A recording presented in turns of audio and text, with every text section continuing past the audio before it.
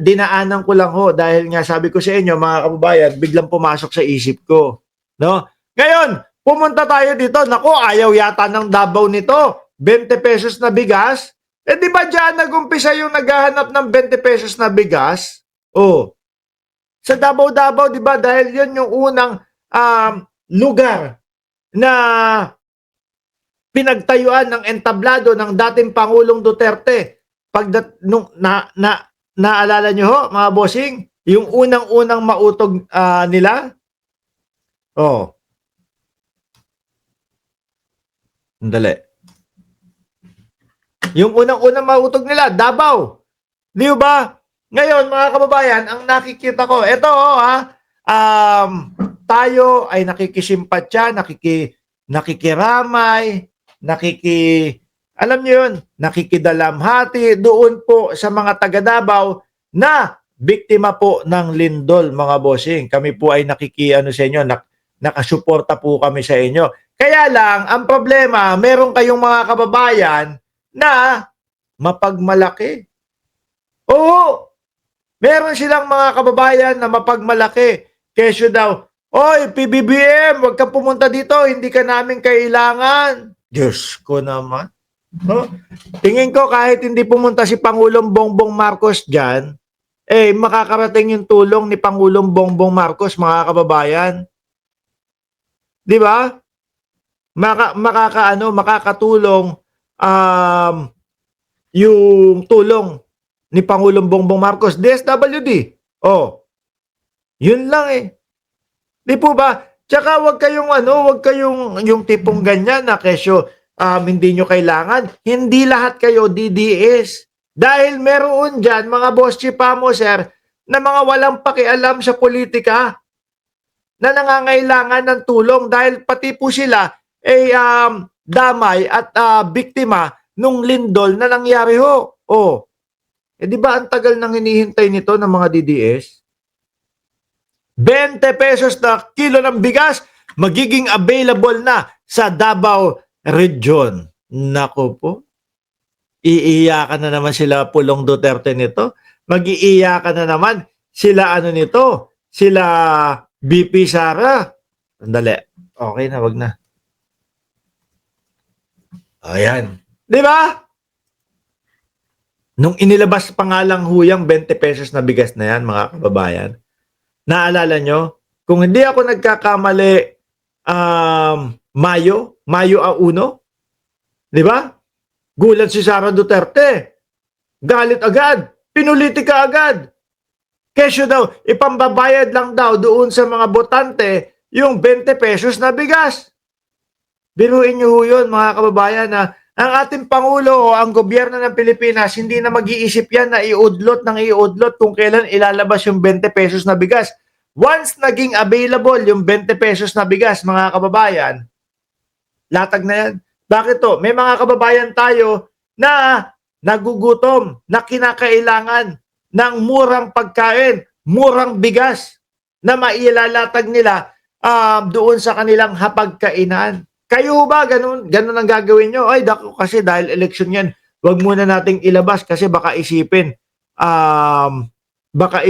is tipo bang namumulitika lang tayo. Oh. Dali. Ang hirap mong mag-live na may kasabay kausap. Oh. Game. Di ba? Sabi ni Virgie Badiola, may nag-post sa YT, nagwawala dahil matigas daw yung ayudang bigas na hindi niya alam, nakikita ko din yun. No, kesyo daw ang tigas-tigas nung bigas na ipinamimigay. Kapag binakyum mo yun, talagang ang mangyayari, higupin lahat ng hangin. Magiging solid na bato yun. Tanggalin mo, gupitin mo, pakawalan mo, yung gupitin mo, buksan mo, papasukin mo yung hangin. Biglang lalambot yun, biglang bubuhaghag lahat yun. Di ba mga bossing? Oh. Kayo salita kayo ng salita. Yung iba, mga kababayan, yung ibang mga taga Davao, salita ng salita na hindi namin kailangan ng tulong nyo. Nagsasalita kayo ng pangkalahatan. Kawawa yung iba na nangangailangan talaga ng tulong, nadadamay dyan sa mga kaartehan ninyo. Di ba? O, basahin natin. Inanunsyo ng Department of Agriculture, no, na magiging available sa Davao Region ang 20 o 20 kada kilong bigas ng programang Benteng Bigas Meron, no? Na ni Pangulong Bongbong Marcos sa buong buwan ng Oktubre. Ayon sa ulat ng Philippine National News Agency, ito ay bunsod ng pananalasa ng magnitude 7.4 lindol sa Manay, Davao Oriental nitong Biyernes, Oktubre, Agis. Kaya wag niyong nilalahat, no? Yung mga DDS na talagang nakapokus sa politika, sisigaw kayo, hindi namin kailangan yan. E paano yung mga kababayan nyo na labis at talagang nangangailangan dyan? Oh, dinamay nyo pa. Sa panahon ng mga sakuna, walang kulay-kulay, walang politika. Hingin na, ay, ito talaga, kapag ka talaga taga Marikina, buti na lang napipigilan ko, mga bossing. I have instructed all regional director to go to areas affected to give me a report as soon as possible on damages, sabi ni Secretary Tew sa isang Viber message sa PNA. Inayudahan na, nagreklamo pa. Diyos ko. Matatandaan, umabot din sa Cebu ang 20 pesos na bigas, kada kilo ng bigas na programa ng Pangulo, kaugnay naman ng naganap na 6.9 na lindol sa Bogo City, Cebu. Ayan. Yung isa, yung ayan, may butas. Alam nyo, pagkatapos ng live ko, matutulog na ako. Ayan. Di ba? Yung isang vlogger, tinutukan sa ulo si Pangulong Bongbong Marcos ng araw.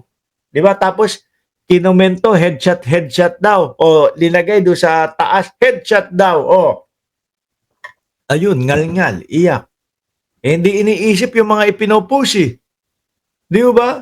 Hindi iniisip yung mga post. Sabi ni Marilyn Aquino, tama, naka-vacuum ang bigas, kaya matigas. Pero pagbuksan nyo, normal yung bigas. Siguro wala ho sa kanilang vacuum. Kaya ganun yung kanilang mga komento. Or gusto lang talaga na siraan ang gobyerno ng Pilipinas. Sabi ni Neng Gigi, grabe, yan ba ang utak ng normal na tao? Nagkalindol-lindol na mga ganyan pang salita. Koreko. Ito ang pagkakaiba, mga bossing, ng mga DDS at nung mga government supporter. O sabihin na natin sumusuporta kay Pangulong Bongbong Marcos. Sila ho, mga kababayan, makikita mo mga post niyan eh. No, lalo na kapag sa Maynila, yung nangyaring sakuna o lindol. Ayan, ganyan, kaya kayo nililindol diyan sa Maynila kasi ganito, ganyan. Nakita niyo yung post din nila, no? Na kesyo daw ho, at sino ba yun? Si Kiambao, nakita ko, BBM daw. BBM daw yung lindol, mga kababayan. Sabi nung ni Kiambao na ilang beses umamin na tanga. Tanga daw siya doon sa Congress. BBM daw ang may dulo o yung lindol. Di ba? Ganyan sila mga mag-post. Tayo kapag kayong kagaya niyan, Davao, ang naipopost lang natin, tayo ay nakikiramay, nakikiisa, no? At nagdadalamhati para sa kanila, mga kababayan. Ganun ang pagkakaiba nung mga supporter ni dating Pangulong Duterte at eto po na sumusuporta sa gobyerno. Sabi ni Eseng Mariano, nagagalit, hoy, ikaw na DDS, huwag mong araw-arawin ang pagiging tanga, pahinga ka rin pag may time. Huwag kayong magalit, sir. Kung iisipin nyo na magpahinga sa pagiging tanga, mukhang malabo naman po, araw-araw, ganyan ho yung mga yan. Mahina po ang mga kukote niya mga yan. Iba ang nakikita ko sa DDS, talagang si Taning ang sumasanib sa kanila.